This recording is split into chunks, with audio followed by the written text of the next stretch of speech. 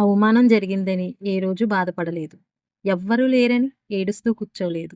నా ఇంట్లో కష్టం వచ్చినప్పుడు నా భర్తకి ఎంతో కొంత తోడు ఉండాలని 100 ఆలోచనలోని ఒక ఆలోచన ఇంట్లో ఉండే ఏదో ఒకటి చెయ్యాలి, ఎంతో కొంత సంపాదించాలి అనే ఆలోచనలో దిగాను. ఇంట్లో ఉంటుండగాను ఒక చిన్న బిజినెస్ చేయడం మొదలుపెట్టానండి. కొంతమంది చిల్లర వ్యాపారం అని చెప్పి తక్కువగా చూస్తారు. కానీ ఒకప్పుడు నా ఇల్లు గడవడానికి కష్టంగా ఉన్నప్పుడు ఇదే నాకు ఇప్పుడు తోడుగా ఉంటుందని, ఈ చిల్లర వ్యాపారంలోనే రూపాయి రూపాయిగాన పోగు చేసుకొని, నెలకు వచ్చేటప్పటికి కొంత సంపాదించగలుగుతున్నాను.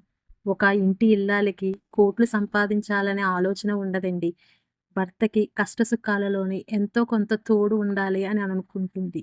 నాలాగా అనుకున్న ప్రతి ఒక్క మహిళకి నేను ఎలా సంపాదిస్తున్నానో లాంగ్ వీడియోలోని మీకు షేర్ చేస్తున్నానండి. కొన్ని కొన్ని పరిస్థితుల వల్ల ఇంట్లో నుంచి బయటికి వెళ్ళి వర్క్ చేయడానికి ఇబ్బంది పడుతున్న వాళ్ళకి ఇది చాలా బాగా ఉపయోగపడుతుందండి.